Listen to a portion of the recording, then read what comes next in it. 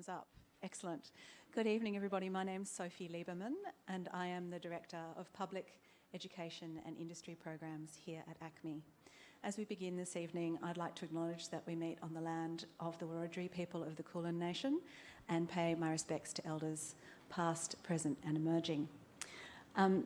Welcome to tonight's ACMI conversation, Mainstreaming Disability and the Appearance of Diversity on Screen. We recognise, in part because we've had incredible feedback so far, that this is a very large topic. We will have a diverse and robust conversation this evening, I can promise you. We will not cover everything, but we have a commitment to continuing to do these sorts of conversations, and we look forward to hearing more from you about things that we want to discuss more or cover more of in the future. So tonight is part of our ACMI Conversation series. Next week is our final session before we return in September. And we'll be looking at empathy machines and interrogating the ethics, assumptions and privileges associated with technological storytelling. A little bit of housekeeping this evening. We will run for 90 minutes, approximately 60 minutes of panel conversation and then 30 minutes of Q&A. We're moderating the questions this evening. Some of you will note there are some clipboards hanging around. Where's Anna's in the corner? There's a clipboard with some green paper. If you could write your questions on that, and Anna will be circulating to pick those up. We ask you, if you need any assistance with your questions, please just ask Anna or one of the staff. And we also ask that they are succinct and a question. You know what I'm talking about. So this evening I have the very great pleasure of welcoming our chair for this evening, who will then take over, Carly Finlay, who also co-produced the event, and thank you so much, Carly, for your work on this. We really appreciate it. Carly, as you no doubt know, is an award-winning writer, speaker and appearance activist. She writes on disability and appearance, diversity issues for publications, including the ABC, Daily Life and SBS. She was named one of Australia's most influential women in 2014, the Australian Financial Review and Westpac 100 Women of Influence Awards, and I'd have to say that I think that continues to this day. It doesn't expire in 2014. Carly has appeared on ABC's You Can't Ask That and also Cyber Hate with Tara Moss. She's been a regular on various ABC radio programs, and she's currently writing her first book, a memoir which will be published early next year. Carly, thank you so much. Over to you. Thank you so much. Thank you for all coming. I'd like to acknowledge the traditional owners of our land as well, and also acknowledge the disability activists that have paved the way for us to be here today. So I have Kate Hood, Michelle Law, and Alistair Baldwin with me. I'm not going to do a bio because they're going to talk about their work. So we've got a lot to cover tonight. Hopefully we get through it all. So there was a report run by Screen Australia in 2016. It was called the Seeing Ourselves Report, and 4% of characters on Australian TV had a disability, yet 18% of Australians have a disability. So there's a real disparity in how that is represented, or how we are represented. And also tonight we're going to talk a little bit about how we are all changing that in disability and appearance diversity representation. So let's get started. So a quote from Kate: "We will change our industry, we will tell our stories which have not been heard before." Thank you, Kate. One thing that I really noticed about the change on our screens, particularly this year, was when I walked through the airport in January, and I saw Dylan Alcott, the tennis player, basketballer, ABC radio host, everywhere, like on every screen as I walked through the airport, and it was so big, so prominent. And in his interview after he won at the tennis, "I'm really sorry, Dylan, I didn't watch it. I'm not sure how to talk about what you won because I don't watch sport." But he said this great thing. He said, "I used to say to my parents, why do I never see anyone like me on TV? When I was growing up and getting bullied, I didn't know anyone with a disability. I didn't know anyone in a wheelchair. I never saw anyone in a wheelchair. It sucked." But then he was everywhere. And we did an interview together recently, and he was saying that when he walked through the airport, he saw himself, I think, 13 times between security and when he boarded the plane. So he was everywhere on the screen, and he was also incidentally in his wheelchair. So his disability was a part of him, but it wasn't the only thing he was doing. So with that quote, I really want to talk to you all about, so there's two questions, about how you saw disability when you were growing up and appearance diversity when you were growing up, and also how you were changing it now. Should I start? Yeah, if you like. Well, I was non-disabled until I was in my 40s, so until about 10 years ago when I became a wheelchair user. And so I have the experience of being a non-disabled person and being a jobbing actor in the industry, and having worked on television and film and across theatre and musical theatre and so on. And I've got to confess that I did not think about it. It just was not a part of my world. And particularly because of the industry that I'm a part of, I was encouraged not to think about it.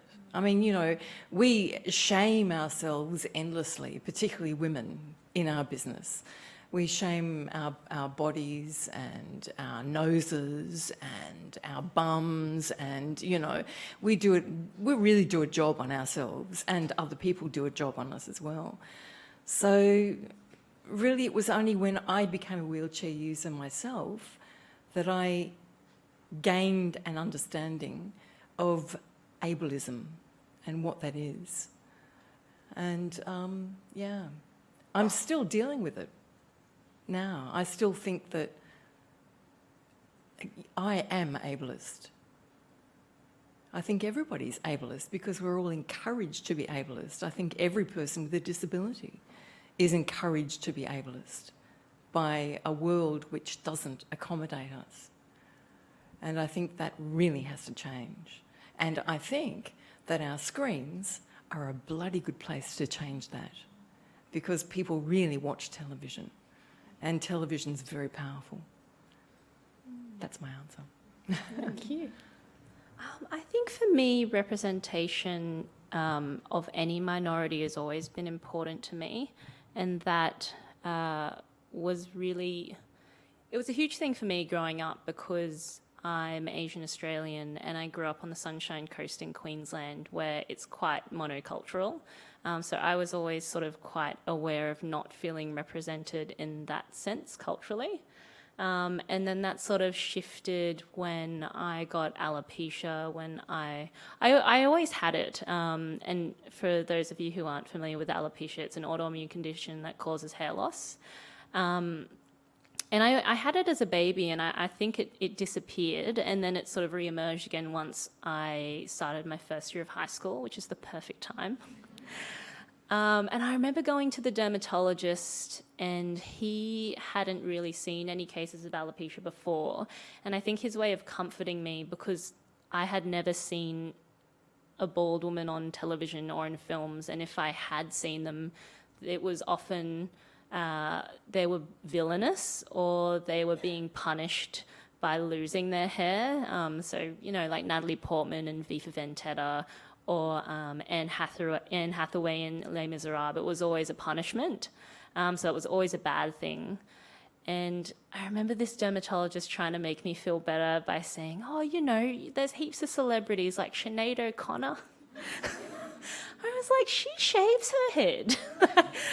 So I didn't know anyone with alopecia. I'd never seen anyone with alopecia who looked like me, a young, lanky, bald kid living on the Sunshine Coast. And I was very aware of that. But I think as a child, you sort of just soldier on, and you have this innate sense of hope that things will get better. And I guess in my mind, they did over many years of my hair growing back and falling out and growing back and falling out again. And now that as an adult, I'm in my late 20s now, and I've just sort of come to terms with the fact that this is the norm for me. The fact that I will always have this unpredictable disease.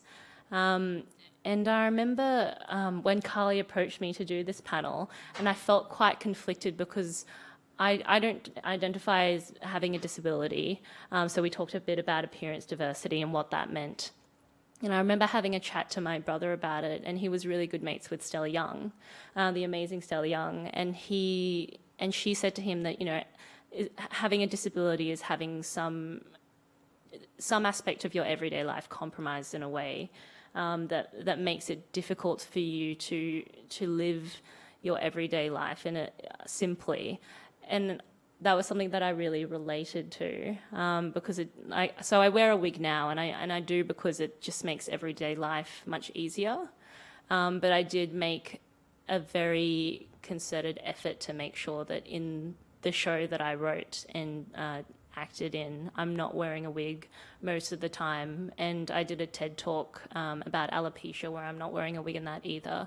So for me, it's about visibility and continuing conversations about that kind of appearance. Thank you. Alistair? Yeah, I think growing up, you know, there was a gap, certainly. So I was born with titanopathy, which is one of the most interesting forms of muscular dystrophy. And there was, over my life, I've sort of not worn leg braces and worn leg braces and then not, and then now I am.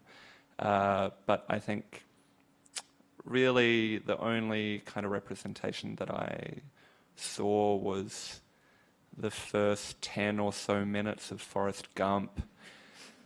And then he like runs so fast and then they explode off his body, which I tried so often and it didn't. I think they were just poorly made leg braces. And I think, and then you extend that out, and if you know, try and include intersecting identities, in my case, gayness, then it's like kind of non-existent. I remember my father tried to get me to read I Can Jump Puddles, the preeminent polio memoir, and it was just so boring. I didn't get very far at all, so maybe that is on me for having like very high standards of wanting, you know, representation that's also interesting. But I think, you know, moving forward, I think there is also maybe a gift in otherness, in the sense that because I didn't see myself in screen representation, it kind of causes a fascination with screen content and with you kind of having your brain activated in a different way, where you're looking at what is included in screen narratives, what isn't, and in a way maybe that fostering my interest in pursuing it as a career, as well as also motivating me to, you know, produce stories which do have characters that are essentially me, and then I audition for them as well. Just write myself into a project. But yeah. Thank you. I'll just really quickly answer that question for myself. The first time I saw someone like me on TV was maybe when I was about 17, and someone sent me a VHS. No, I think they told me there was a show on, and, you know, you couldn't replay the show once it had been played in the week because it was like in 1998, so no technology. So I wrote to Channel 9 and they sent me the VHS, and the show was just hideous, and it was called Medical Incredible. And pretty much since then, the only representations of ichthyosis, aside from what I've made myself, have been embarrassing bodies, Medical Incredible, hideous shows like that. So, thank you, everyone. I want to touch briefly, well, ask you to perhaps talk about the work that you're doing to change that representation, if that's okay. Yeah. Whatever order you want. I have formed a little indie theatre company called Raspberry Ripple because I looked around Melbourne and I saw that there were disabled performers, but that they were led by able-bodied people. And we need to be able to tell our own stories. And so Raspberry Ripple's remit is to tell stories of disabled and non-disabled people living in the world together, sharing the air together. The story about the mother who has a disabled daughter and the fight that she has to get that child educated in the local high school, for example. Or the story about the sister who is the only one who can talk her brother down out of an autistic rage. That sort of thing. I mean, they're stories that we don't tell. And it always surprises me that in an industry which depends on story for its very existence, that these stories are absolutely ignored. People are very uncomfortable with the notion that these stories are out there, and they're out there really commonly, really commonly. It's been my experience running workshops that when I ask the question of the assembled company, what is your experience of disability, everyone has one. Everyone knows somebody or has somebody in their family or talked to somebody or has a friend or whatever. It's actually really common. I think a common experience for any group that feels underrepresented is, as a viewer, and you're being fed these images of what a normal person is and what a normal life is, you end up feeling very isolated and extremely lonely. So for me, with my work, I guess the first time I started talking about alopecia was, I did when Women of Letters was first starting. So I wrote a letter to my hair. So the theme for that month was write a letter to your most treasured possession. So that was sort of like a coming out moment for me, if you will. And when you have the kind of appearance diversity that you can't necessarily see because you can hide it with things like hair pieces and wigs, it feels like a constant experience of having to expose yourself. And the reason I wanted to do the TED Talk was because I hated the feeling of feeling as if you have a secret that you need to tell someone in order for them to fully understand you as a person. But then the flip side was that it was so difficult for me to get on with my everyday life when I wasn't wearing a wig. So for me, the TED Talk was a way to just completely take ownership of my own story. And it was also a way to connect with other people who were going through the same experience, because about 4% of the Australian population has some form of alopecia. So that's quite a lot of people. It's hundreds of thousands of people, and yet I'd never seen any kind of representation of it in film or TV or in books or anything like that. So it was really important for me to sort of just reach out and, speak to other people who had the same condition. And then beyond that, with Homecoming Queens, that's a web series that I co-wrote and acted in, and it was on, I think it's just come off SBS On Demand, but it was about two friends who are chronically ill, and it examines what it means to be chronically ill when you're a young person in your 20s, and the fact that you are, expected to be quite young and frivolous and carefree, but you're actually inhabiting a body that feels quite old and disassociated from everything else in terms of what it means to be young and people partying and taking drugs and being quite careless, and you can't do that because you have a sick body.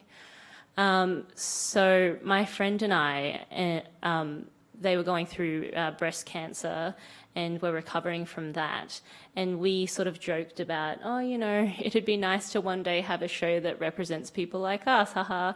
And then 4 years later of development and a lot of storyboarding, we had the series. And it was really amazing to have people reach out who didn't necessarily have the same illnesses as us, but were able to feel that sense of connection to other young people, and not in a conventional sense. You've just answered my next question for you, so thank you for saving time. Alistair. I think I do lots of different things like stand-up and improv and screenwriting, but I think my first sort of the first thing that I did, which I guess addressed disability in a creative way, I was doing a screenwriting degree and I didn't have much money, and it was during, do you guys remember when Meryl Streep called out Donald Trump for like impersonating that disabled reporter at the Golden Globes? And I thought it was like, you know, a cool thing for her to do, but also it did strike me as maybe interesting that, I mean, the Golden Globes and Hollywood generally is the mecca of disability impersonation, and maybe it was somewhat hypocritical to proudly proclaim to a room of people like Daniel Day-Lewis or Tom Hanks and stuff like that, you know, we're punching up. So I pitched an article to SBS Comedy, a satirical publication, called "Disability Impressions Offensive," says Meryl Streep to room of award-winning disability impressionists. And I think that got my head into a space of thinking, you know, there are ways to use comedy and satire to sort of talk about representation and disability in ways that people don't even understand. I think the general narrative sort of around that, what Meryl Streep did it was a great thing. And I was like, there is space for nuance if you actually listen to a disabled person. And from that, I sort of have continued kind of trying to use satire and not just about disability, but other stuff too. And so now I'm a writer for ABC's The Weekly with Charlie Pickering, and that's, you know, a satirical takedown of the news or whatever. And I've been working on other sort of creative projects.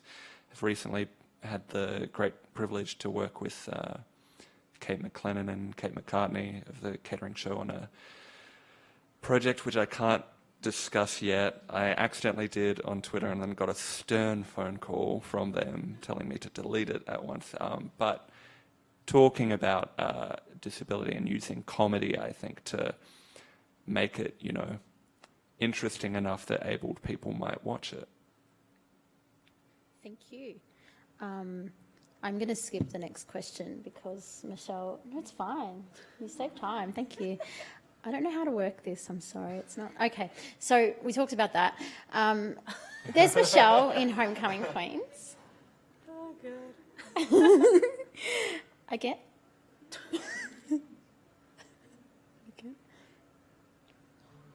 Sorry, I should have been doing that while you were talking. Okay, so Alistair. Yes. So like many millennial creatives, I guess like all of us, even if we're not millennials, you do a huge array of work. Some of your work is public-facing, like comedy and written work, and other elements have been behind the scenes, like you're writing for The Weekly and Village Roadshow. But how important is the behind-the-scenes representation? Because we always talk about in front of the camera, but what about influencing other things? Yeah, I think this is something that I really am passionate about. I think certainly in the disability community online, there's a lot of discussion about disabled people on screen being played by disabled actors. Is the casting authentic? And little people are really interrogating, well, is the writing authentic? I mean, I remember someone like tweeting out a picture of the writer's room for Orange is the New Black, and it was like all white people. And it was like an interesting kind of dichotomy that a show that, you know, gets such outward praise for being quite diverse, that diversity is sort of forward-facing, and it does beg the question, who is telling these stories, but also who can make a career out of telling these stories? I mean, I'm interested in, you know, authenticity behind the scenes, but I'm also interested in, you know, behind the scenes jobs being an economically viable career for disabled people, and unless that is addressed with, you know, making it accessible or through quotas or something like that, then, you know, it can be quite tokenistic. You're getting praise for having great diversity on the screen, but then if someone applies with a disability and you're not willing to put in the work to make, you know, your office space accessible, then it's only really good PR from the point of view of the show. And so I think that's something that I am really passionate about. I've had, you know, the great privilege to be in writers' rooms, making creative decisions with people, and then also talking about, you know, stuff like casting authenticity. I think also it's important in the sense that someone needs to be in the room to ask the question or to raise the point, because if you have a writer's room or producers who all have one singular perspective, whether that's able-bodied or white or straight or male, then, you know, you can get all the way to the day of production having a very problematic script or very, you know, unhealthy working conditions, or, you know, maybe you're going to put actors in positions that they're not comfortable doing, and then it's only when they rock up that, you know, they can kind of say, well, as the person on screen that is this identity, I think you should change this, and then it's too late to make any kind of big creative changes. So I think behind the scenes, it's, to me, I would rather watch, maybe this is controversial, but I would rather watch, you know, a movie written by a disabled person about a disabled character played by an able-bodied person, rather than watch a movie written by an able-bodied person, even if the casting's authentic. I mean, in an ideal world, it's both, but I think people overlook behind the scenes for the good PR front of diversity. Great, thank you. I've got a question for Kate. That you've worked as an actor before you were disabled, and how have things changed since acquiring a disability? Are there more opportunities, less? There are less opportunities, definitely. But things are kind of changing. I mean, really, my story is that I thought, okay, well, the profession's done with me. The door's shut. So I went off and studied psychotherapy, and in doing that, I worked on myself and realised that actually what I really wanted to do was to come back into my chosen profession. And so I screwed my courage to the sticking place and went back in there and started advocating. And over, I would say 5 or 6 years, talked to people, began writing and performing my own work at festivals and things, and kind of creating a bit of a buzz around it. And I had connections in the mainstream from when I had worked as a jobbing actor. So in a way, it was a matter of just cranking the door open a little bit and saying, sit down and have a conversation with me about it. And that's what I'm still doing, actually. But now things have changed to the point where on Monday I begin rehearsing a play by the beautiful Emily Collier called Contest, and I'm working in it as an actor, and it's not a play about disability, which is very exciting to me because I'm just playing a woman. It's a play about gender and about the different styles of women that are out there, and these 5 women meet and play netball together, and one of them happens to be in a wheelchair. So, I mean, it's what I've been saying for ages. A person in a wheelchair can play a mother, a sister, a murderer, a psychopath, a drunk, whatever, you know, the things that we can play. The number of roles that we can play far outweigh the number of roles that we can't play. And so it's beginning to happen. It's just beginning to change. And that's exciting to me. And hearing Alistair talk is exciting to me too, because I personally would love to see people working at the Australia Council in the financing section who have a disability. That's what I'd like to see. Then maybe the grant applications I constantly write would get through. Thank you. I want to touch on intellectual disability because intellectual disability is often not shown on screen. And I was thinking about Australian representation of intellectual disability. And although The Undateables isn't an Australian show, it's on Netflix and it's been on Australian ABC.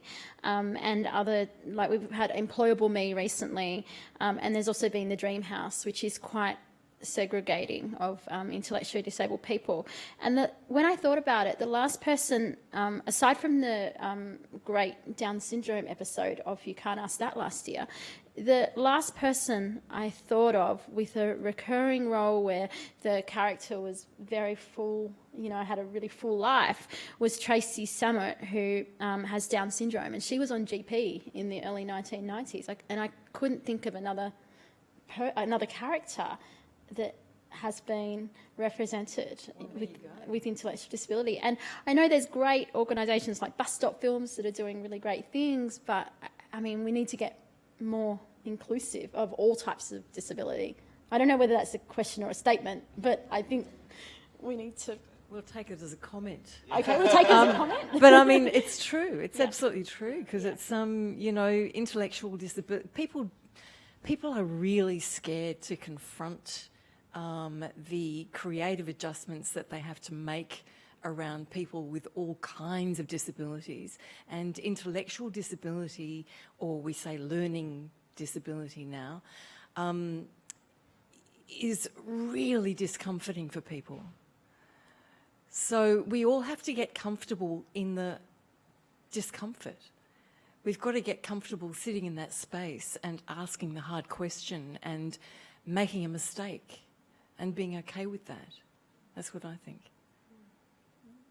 And also not having to need a backstory, you know, so, I mean, every time a disabled character appears on TV, there always has to be some sort of backstory about how they got that way or how they are coping or overcoming or whatever tragic narrative there is. All right. Has Tragic narrative is the one. Anything else on that? Oh, well, I will say so last year I did my honours thesis in screenwriting looking at narrative prosthesis and disability representation narrative prosthesis, looking at, you know, the fact that when disability is used in narratives, it's often as a metaphor for something or to, you know, move the plot along. I mean, you think of like Bond villains who are almost always disabled or have some kind of appearance diversity. And I think in my research looking at the Seeing Ourselves study, I did find, you know, an overwhelming predisposition to acquired disability because I guess the dramatically interesting thing is this idea of normality disrupted or something like that, where you can kind of look at, you know, someone who walks into Summer Bay, very healthy, and then they're in a boating accident. And then, you know, for almost 6 weeks they're going through rehab until they're normal again, and then they accidentally kiss their half-sister. So it's but I think it does sort of speak to this fact that, you know, what are people willing to sink their teeth into and what are producers looking at? And I think it is a very unnuanced thing where, you know, disability, when it is represented, often is coming from a place of that being the defining characteristic, because then it can be used as a dramatically interesting thing rather than a character detail, and then their plot is only that they kissed their half-sister and has nothing to do with disability. But yeah, that's a really good point.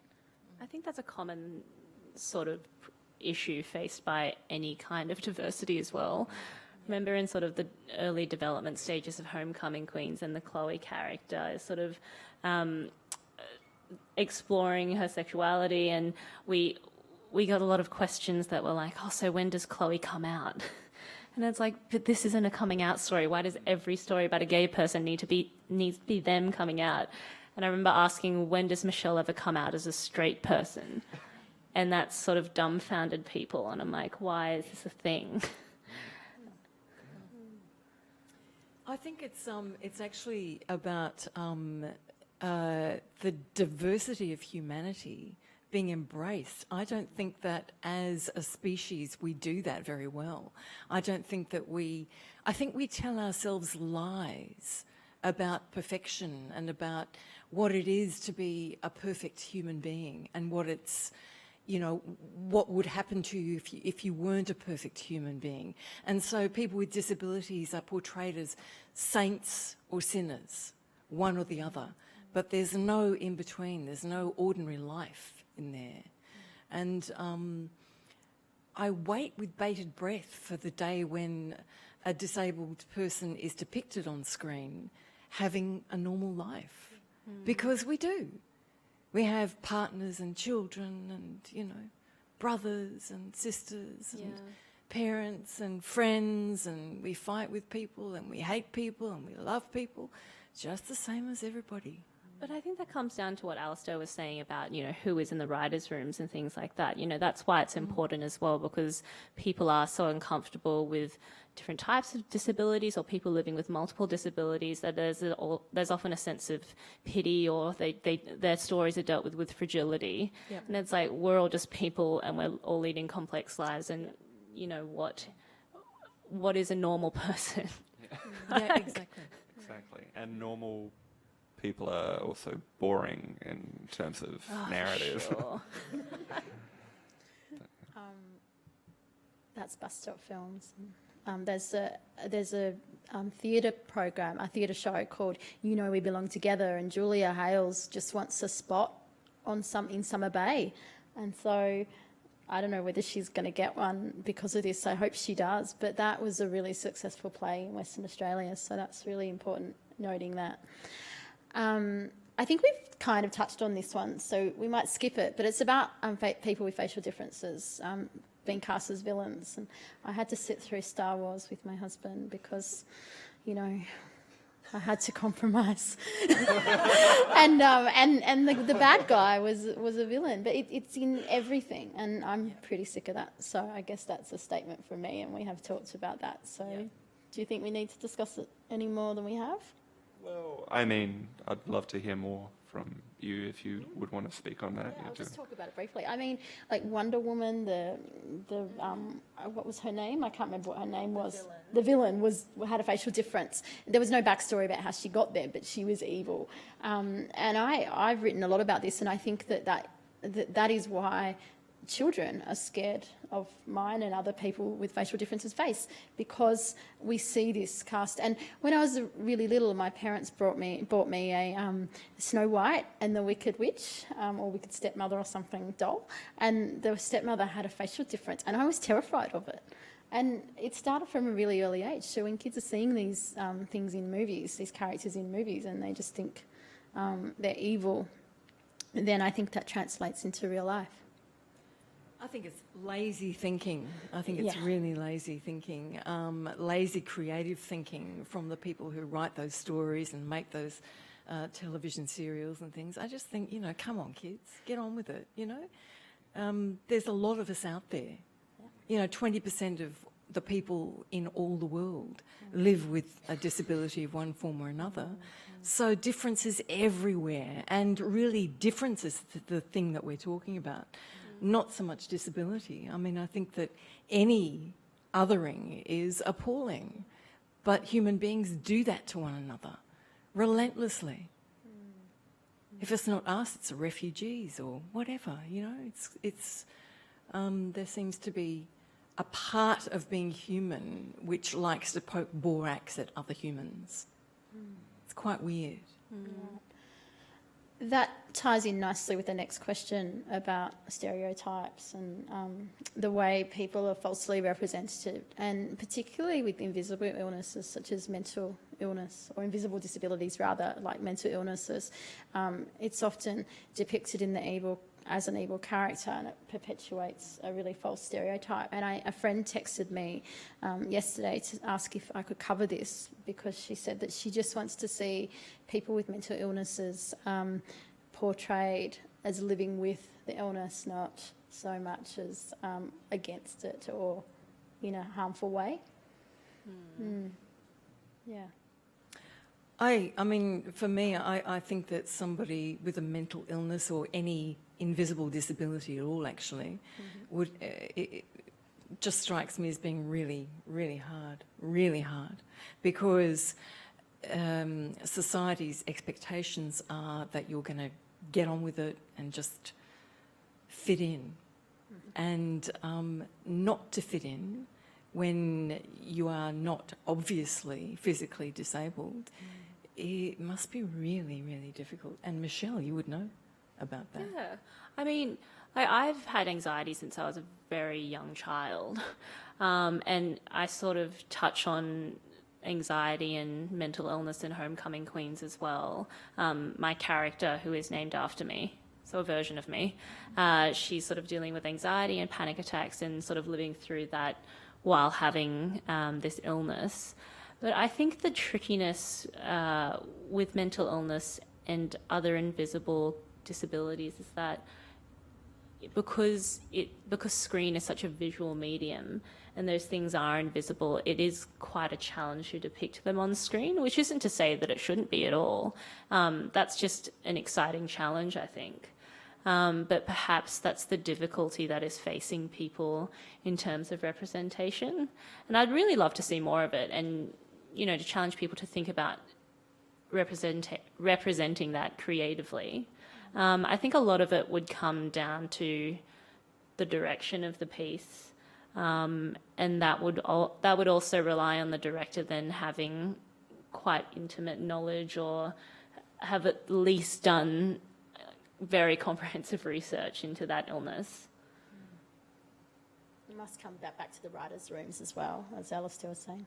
Yeah, I think definitely, I mean, screen is very visual, as Michelle was saying. And I think it's an interesting choice about, like, what if, you have a writer's room which doesn't necessarily have someone with authentic lived experience, then what you're often drawing on, if you're not willing to go into comprehensive research, is what you've seen in past screen products. That's your primary touchstone. So it's, a self-fulfilling prophecy where if we are seeing, cliched representations of mental illness consistently in screen culture, then, people who are inspired by screen culture for their own things will be like, oh, that's how you do this, that's how you represent that. And I think it can be a trap to assume that, the people and the creatives that have come before you have nailed, representing depression, or there's someone who's nailed representing anxiety, when really the evolution of, film and television is just that, an evolution, and that you should be striving not just to draw on what's come before you, but other sources, authentic voices, true research, and trying to improve it even just a little bit and move the dial just a bit better. Yeah. And I think about... Sorry, Kelly. No, I think you're right there in this, creating the stereotype and the cliche, and once someone's seen it on the screen, they think, if they haven't experienced mental illness or a different type of disability, they've seen it all. And I know when I think back to shows like Embarrassing Bodies and other things like that, I don't condone them at all, and I feel like I can speak on it without writing on it, because representations like that affect me and affect the whole community, because people assume that I bathe like those women on the show. And I have people telling me that they've seen me on TV, and even when I said, yes, I've been on Channel 31 or ABC, they'll say, no, you were on Embarrassing Bodies, and they're adamant that I was the person on there because they've seen it once and they've seen it all. Can I just say, they're playing my favourite Guns N' Roses song back there? Sorry, you go. No, they know you're here, Carly. I mean, Guns N' Roses are fun. I was just speaking, expanding on Alice's point about creating a broader dialogue. And I think the problem is with when groups are so underrepresented, as soon as there's one representation of it, it's like, that's got to be it. They've got to get it perfect. There's no room to muck up, when in fact you need, dozens and hundreds of examples to give people the freedom to explore creatively and to make mistakes, like a lot of subpar television and film that's out there. They get a lot of leeway, whereas when you come from a minority, it's like you get one chance. And that's it, because there's so little funding that they're willing to give you a little trickle, little taste, and that's it. Which is why we need disabled writers in writing rooms, and we need disabled people all the way across the performing arts and in the screen, in television particularly, because that's how we're going to get authenticity actually happening. We need to actually be familiar with one another, and we need to be sitting in the same rooms as one another. Whoever's watching, hire us, please. Yeah, and for it not to be a kind of a special thing, Yeah. we're just people. Come on, kids. And funding bodies, especially, I think, people who are commissioning stuff who are willing to have a failure of a show about disability before they write it off for a decade. I think that's good too, because there's so much mediocre television. Yeah. I'd love to make some mediocre television. That shouldn't reflect on the whole community. That's just my personal goal. I don't know, like Speechless, the show, I think we've got a photo coming up, but it was on ABC America, and then it was on Channel 10 here, and then it got shifted to 9 o'clock on a Friday night, and then it got shifted to Channel 11, like at 11 o'clock on a Saturday night or something, and so it was never seen. And I did an article on it for the Sydney Morning Herald, and the entertainment editor, he commented on just how much it's being shifted, and no one's going to see it by the time the article came out. So we're not given a chance to start with, when we're not shown at prime time, unless it's an awful show on a current affair or something. We're not given a chance, so we have to be. Because we don't drive it.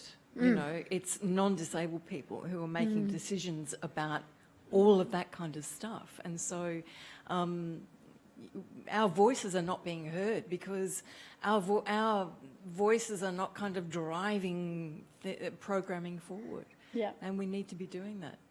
Yeah. I'm going to just, quote myself here, because that's a line from my book, and I've only been doing my book for the last 6 months. I want to talk about The Greatest Showman, and everyone loved The Greatest Showman. And I went to see it with my mum, and look, it was all right, and then I Googled it. But one of the things that happened when I was in The Greatest Showman was that there was a woman in front of me, or maybe she was a teenager, I'm not sure. I saw it in my hometown of Albury, which is quite not diverse, and hence why I left. And anyway, there was the woman in front of me kept on laughing and gasping when the bearded lady came on, and all I thought was, when the lights go on and she turns around, what's she going to say about my face? Not that I'm the bearded lady, but if she can't handle someone on screen, how can she handle someone in the theatre with her that has a facial difference? So, but everyone I've spoken to has just loved this film. And then even when my article's been shared, and I don't particularly just share the link after they've said on Facebook, oh my God, this film's amazing, but other people have done that. And they won't read it, they'll just defend it like it's amazing. And so, I mean, the premise of it was he was a freak show master, and in the film, they formed the people within the freak show or the travelling circus formed a real sense of family, which was lovely to see, and I think there was some empowerment. But the fact the film was made in 2017 with only one disabled actor playing a disabled character, the rest were all, as we call it, cripping up. Even in the IMDb notes, the people that were playing the people with albinism, were noted as oddities. They weren't even named with their name.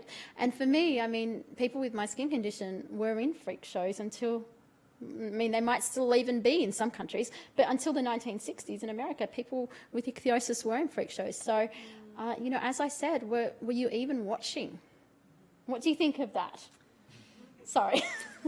I mean, I haven't seen the film because I just, I feel like it will make me so angry that I just don't want to do that to myself. I'm really tired of seeing this stuff happen. I mean, you know, this fantasy that The Greatest Showman was actually a really nice guy, and he was doing all of these disabled people a huge favour by employing them, and it's a really tarnished story for me. I don't think that it really describes what would have gone on. It would be much more interesting from my point of view to do the research on one character who, you know, was a part of his coterie of disabled people, and to actually find out what their story really is. Yeah. That would be much more interesting to me than seeing, you know, Hugh Jackman play a really nice guy who was, you know, benevolent and fabulous to all of these poor people that we should all feel pity for. Yeah, the able saviour complex. Yeah. I'm sick of seeing that. Yeah. I find it boring. But the song was really great. I haven't seen it, so I don't even know the song. I think the existence of freak shows and then, you know, screen content about freak shows does speak to like the dichotomy between representation for disabled people, which is, you know, massive pendulum swings from invisibility to hypervisibility, and both are a form of dehumanization. The experience of disability representation isn't purely one of there's not enough. It's also one of it's the core focus of someone's being, in which case, you know, you're seeing that rather than the full roundedness of that person. And I think, you know, it does, again, speak to like narrative prosthesis and stuff like that. But certainly with, I mean, it just feels like a missed opportunity that this period piece would revisit a time when, you know, people were only seen for their physical oddities, and they wouldn't make any efforts to, you know, subvert that. They, in fact, kind of just replicated that, but now it's available on Blu-ray. Yeah. But yeah. Yeah, you're so right there. We've got 2 more questions. We're on time and I'm feeling good. So I want to talk really briefly on access to the screen, because there's been some really important articles recently around access, and how while we have captions for people to follow along on the screen, people that can't hear or that don't consume media in that way, there's been a really big push from the blind community to get shows audio described. And I was reading about captions that they're available for 18 hours a day on free-to-air TV, and I think that all digital TV, what are they called, like set-top boxes or something, have to have the option as well, have to have that function, but audio descriptions aren't provided. So audio descriptions describe to a blind person or a person that doesn't consume media in that through visually what's happening on screen. So there's also barriers to access in terms of perhaps a person with a speech impediment might not be cast or invited on a show because of that. So there's all kinds of communication barriers. And how do we break these down? So there's the consumption and the placement within. I have like a Shark Tank pitch because I studied screenwriting. I did a Bachelor of Screenwriting, and I saw that they had episodes of Luther on ABC iView, and I noticed that they had the option for an audio-described version of Luther, and I was like, because I was studying like, how do you, through words, describe, you know, visuals, which is what writing for the screen is. You know, you're at a desk trying to take something from out of your mind's eye into text form. And so I listened to this episode of Luther, you know, and didn't watch it, but audio described, and it taught me so much about the process of screenwriting. So my pitch is that we get screenwriting students to write audio descriptions in order to better their own craft skills, as well as the public service of actually making screen content accessible. Patent pending. So I follow Naomi Simpson on LinkedIn. I'll send this to her after the show. Please do. I need a break. I think that's a fantastic Yeah. idea. Amazing.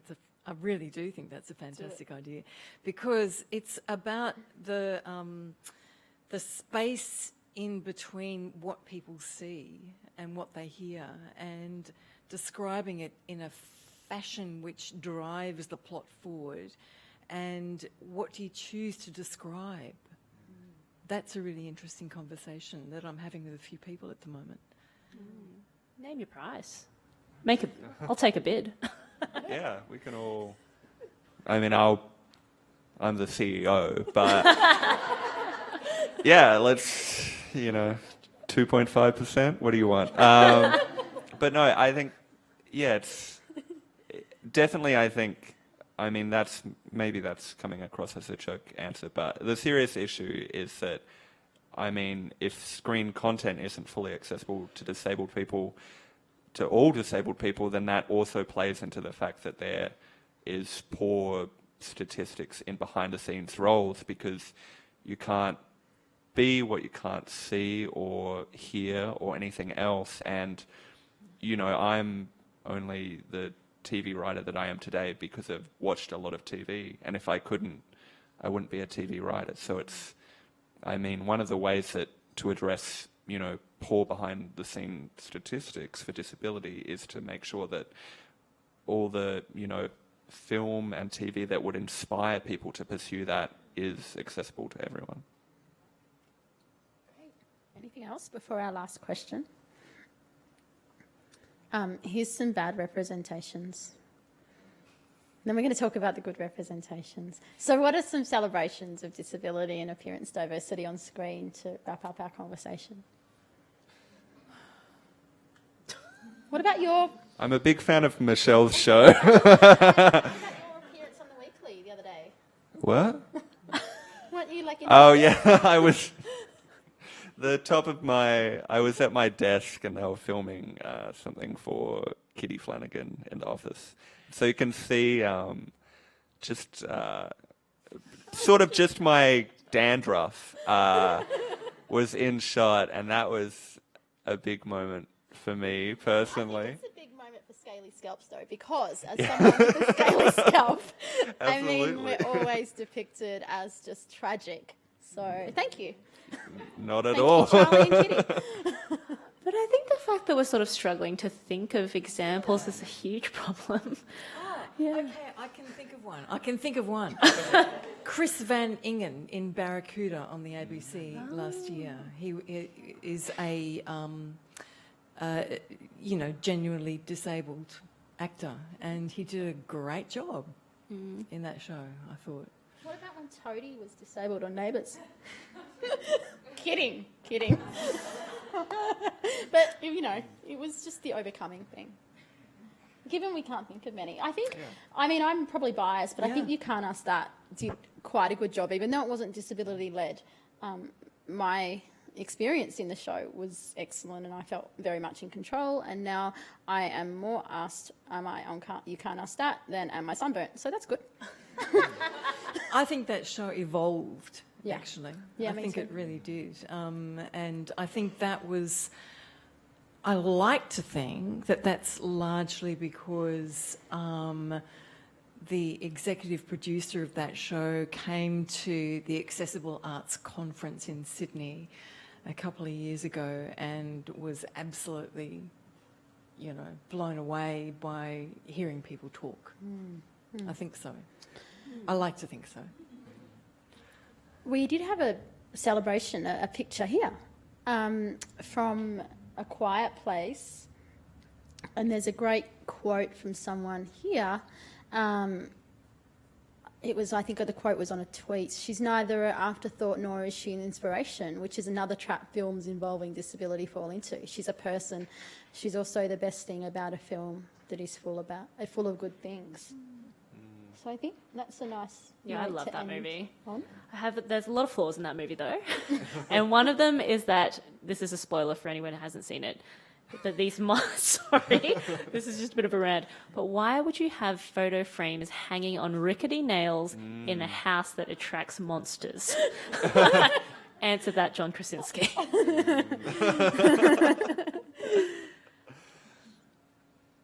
Can you think of any other ones? Any other celebrations? Any other questions for John Krasinski? No. I also, I will shout out the feature film Pulse by Daniel Monks, writing and performing. I think was a big one for me, like a young queer disabled boy. I think what I found interesting about that, the kind of plot of that, it's like a soft sci-fi where he's this teenage boy in high school, secretly in love with his male best friend, and there's this new therapy where you can transplant your brain into the body of an abled person, and then he transplants his brain into the body of a able-bodied teenage girl in order to explore gender and sexuality. But what I thought was interesting about that is that it does kind of it does subvert the queer narrative with disability, because in a sense, the primary antagonistic force isn't the disability in that film, it is the cure. What is the problem that these cures are causing? And, does someone necessarily have that cure, or do they go back to their authentic self? And it was interrogating questions of, what is your body, and if you cure yourself, what elements of your identity are you changing? That, I think, and also because it is both written and starring by, an actual disabled person. Shout out. Great, thank you. Here is a guy from Speechless, the show that I talked about. I can't remember his name, but he is actually disabled, which is great. And they've also Fowler, I think. Yeah, Mika Fowler, Mika. And he and RJ Missy, who is a writer on Speechless, I think now as well. Now we're going to have Q&A. So thank you everyone for that amazing discussion. Thank you. So we've got Anna, who has been great to work with. Thank you so much, Anna, for having us. Coming up with some questions that have been pre-written. Sure. Great. Cool. If you have any more, I guess just put your hand up. Yeah. Yeah. First question. How do you get visually impaired persons represented in media when travelling and using a guide dog is seen as an issue to employers and producers? So is the question about getting them in sort of behind the scenes roles, or? Yeah, I think the question of, accessibility maybe costs money, or people aren't willing to make those accessibility. I think the person that wrote the question is going to say something. Oh, yeah. I'm not sure if there's a microphone. Sorry. I just applied for a tourism show for disability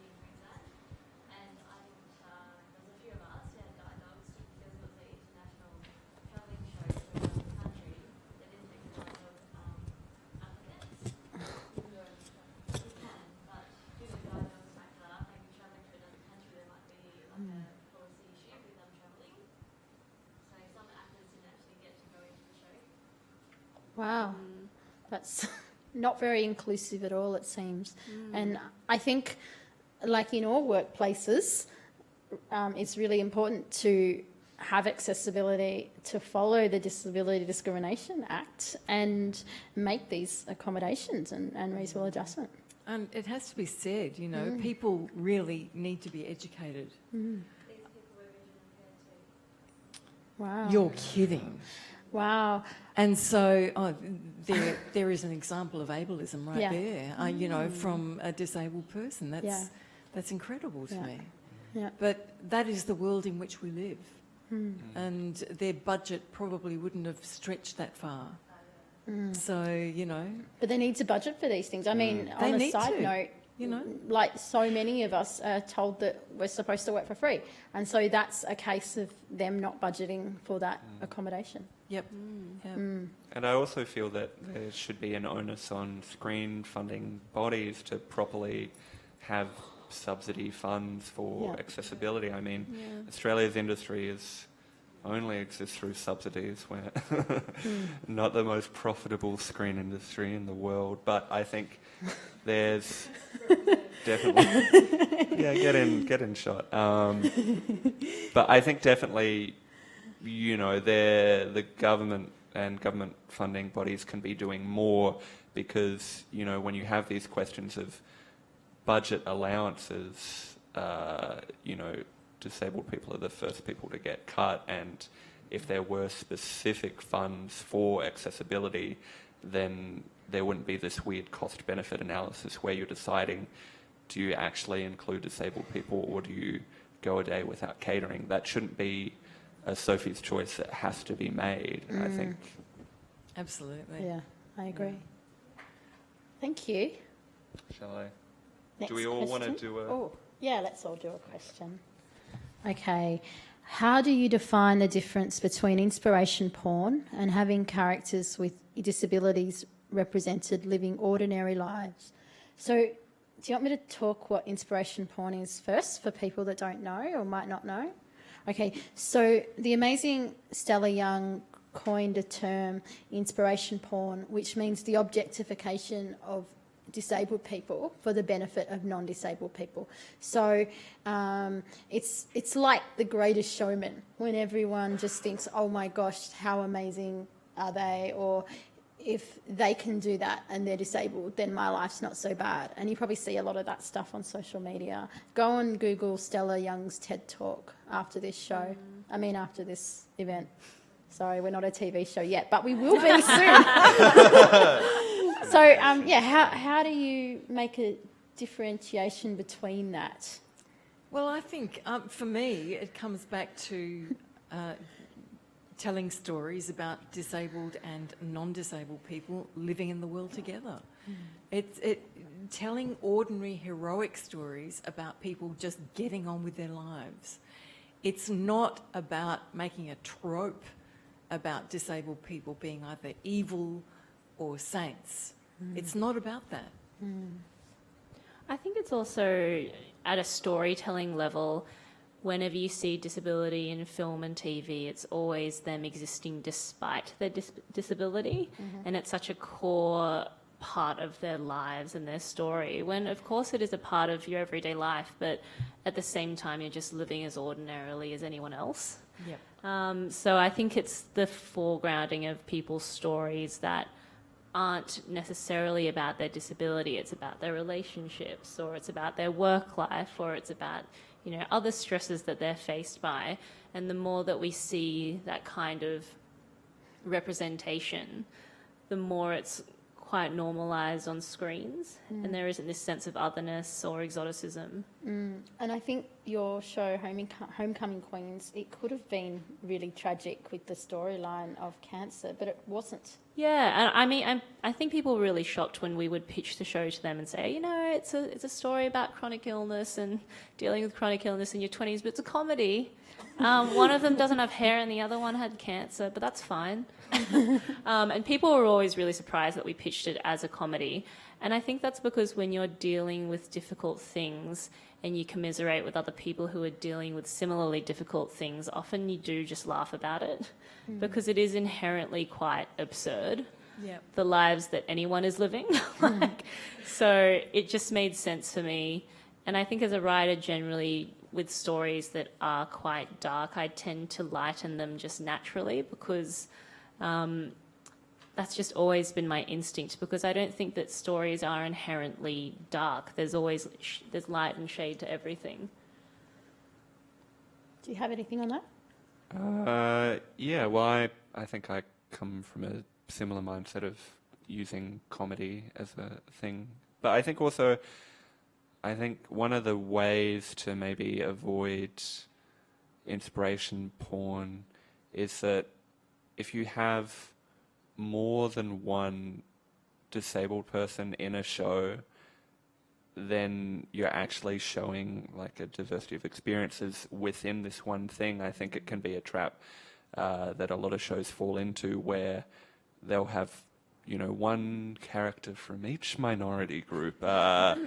Just really checking those boxes, but in a way that means that person kind of has to stand in for a whole community, in which sense, I mean, what do you do? Do you give them an uplifting narrative, or alternately, are you reinforcing another cliche, which is that they're an object of pure tragedy? And I think there's space for nuance if, you've got, a bunch of disabled people in something, or a bunch of any kind of minority group, then you can make a point that, one person isn't standing in for this whole sort of thing. Yeah, you're right. I have to give a little plug. I got a producer's note. The next session, the next conversation here is next week, Empathy Machines. It will also look at mental illness depiction on screen. So if you're interested in carrying on that conversation, come along next week. You've talked about getting people with disabilities in creative roles. Sorry, I'm terrible reading people's handwriting. In creative roles like actors, writers, and directors. But what about technical roles? Have you worked with many? Have you worked with? Maybe you should. Can you read that word? Many. Oh, many. Many? I think many. Differently abled people on camera, audio, etc. And how do we encourage that?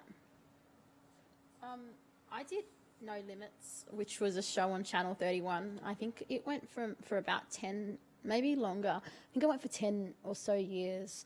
And I did it for 4 seasons or 3.5 seasons.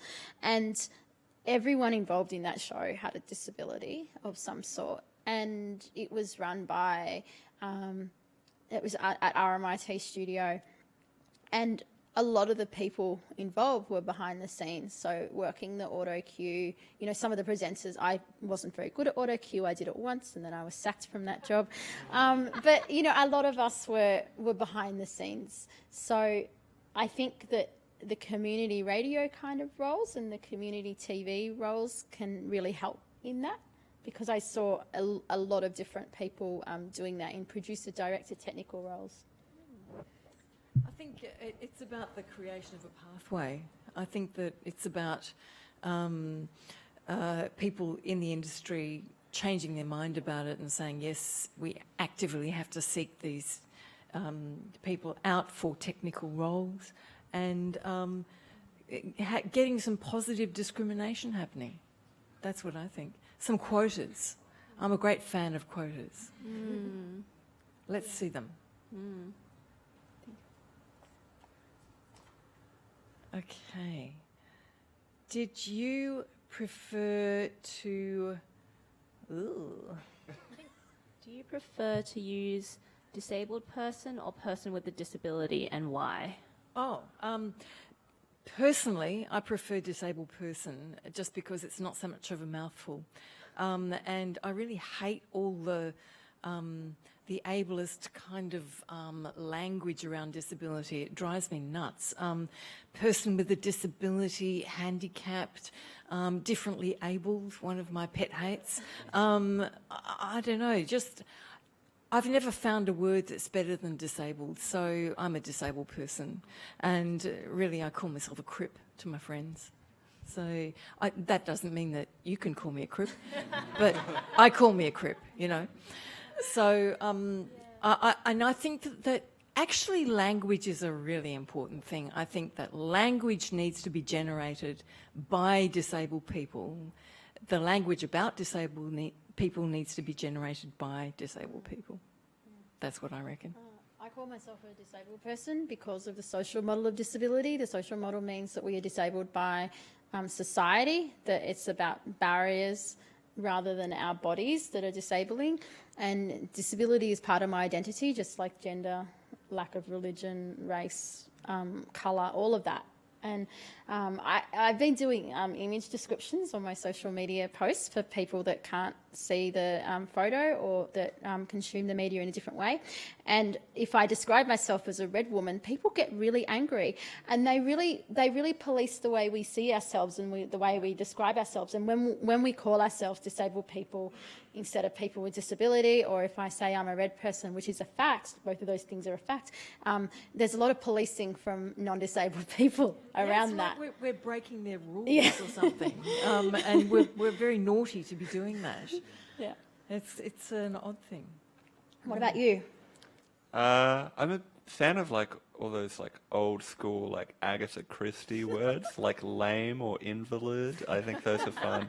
I think I'll go with disabled person. I think I'm in a similar boat with both you. Like I accept the social model of disability, but also the fact that person with a disability to me feels like a symptom of people being uncomfortable about talking with disability. So I'm all for the head-on confrontation approach, but also it's a personal thing. So, I mean, I guess just use one or the other until the person in question tells you which they prefer, and then use that in regards to them. What about you? I don't know. It's something that I'm sort of still grappling with, I suppose. I guess through our sort of email exchanges I never really identified as being appearance diverse, or I hadn't heard of the term before. So it's something that I'm still sort of looking into and figuring out for myself. Sorry if I just labelled you like that. But I really How wanted dare to you, be Carly. enrolled after Yeah. Homecoming Queens, because it was so exciting to Yeah. see someone with a bald head on TV. Yeah, and I totally understand that. It's something that you don't ever see on TV, or especially Australian TV. Except for old men. Except for old men. And even then it's seen as like, it can be quite a sexy thing. I don't know. Some people are into it. It's, especially for women, it's seen as a loss of your femininity and a loss of your identity. And a lot of people who have cancer talk about one of the most traumatizing things for women is losing their hair when they go through chemotherapy. And it is quite an identity shifting experience that takes a very long time to come to terms with and is an ongoing sort of battle. Is that it? I think we're on time. It's amazing. There are more questions. Oh, more Oh, there's questions? another one. Oh, sorry. Oh, Sorry to preempt the end. oh, okay. Sweet. Ooh. Ben Affleck plays the role of someone with high-functioning autism in The Accountant. I haven't seen that movie. In the role, Affleck functions on a level beyond that of the academically and athletically elite, but socially he has the inability to connect with people, even though he wants to. That's the quote from the film, he wants to. If you've seen the film, what are your thoughts on how mental illness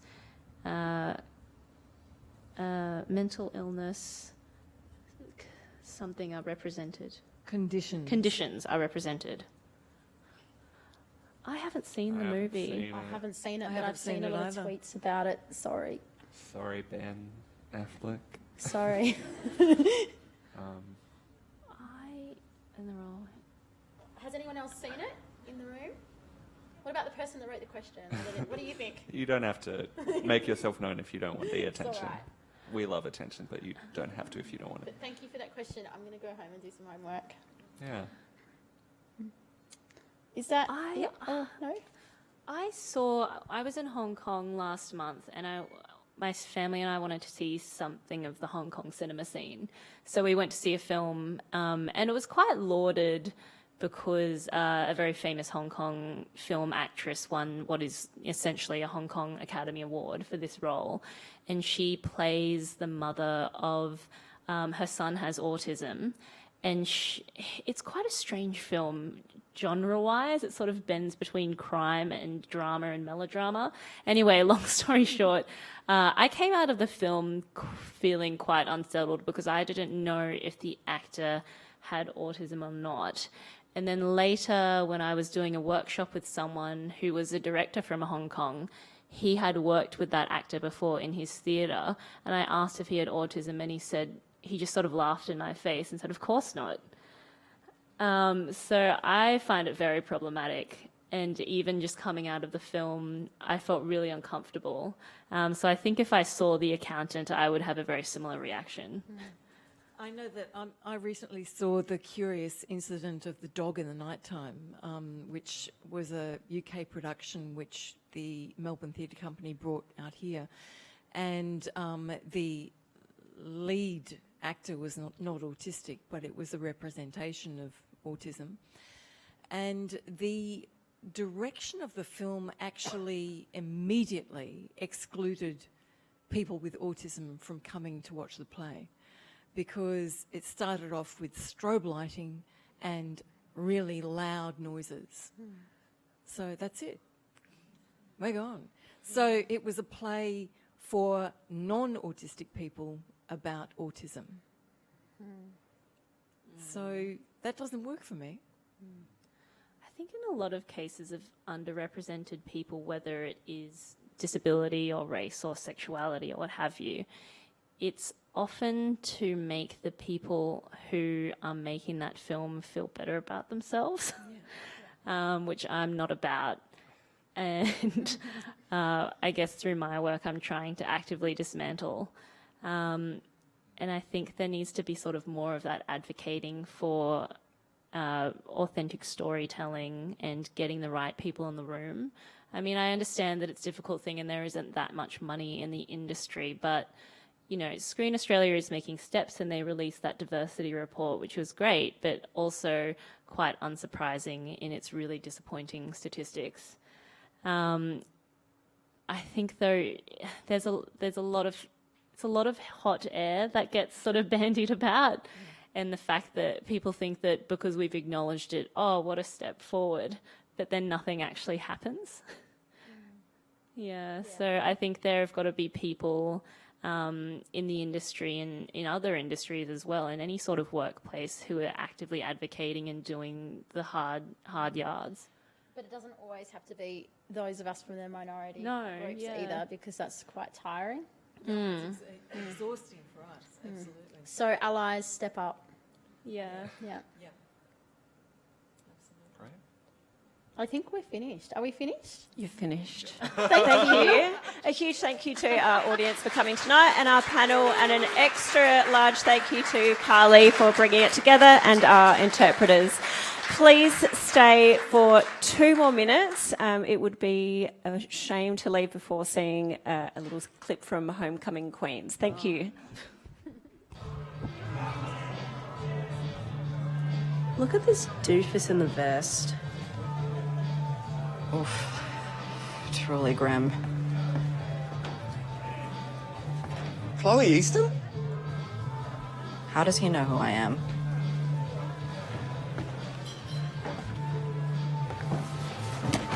Chloe, I've heard all about your journey through the Brisbane grapevine.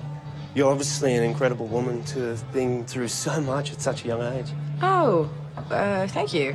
My mum died of breast cancer. It spread into her lymph nodes while I watched my father break down emotionally before my eyes. God, I'm so sorry. Thank you for saying that. She actually first discovered the lump when she was pregnant with me. Jesus. How's your health now, Chloe? It's good. What's your chance of recurrence? Do you know? I don't know exactly. It's good. Maybe 15%. That's good, but it's still like 15%. I mean, what's my chance of getting breast cancer? Like less than 1%. Yeah, must be. Men do get it though, you know? We know. You're smoking. Oh God, I'm smoking. Michelle, I shouldn't be smoking. Am I gonna die? Well, we're all gonna die. You're smoking weed, it's harmless. You did some drugs with people you know. You're not gonna die. No offense, but can you fuck off? Shh.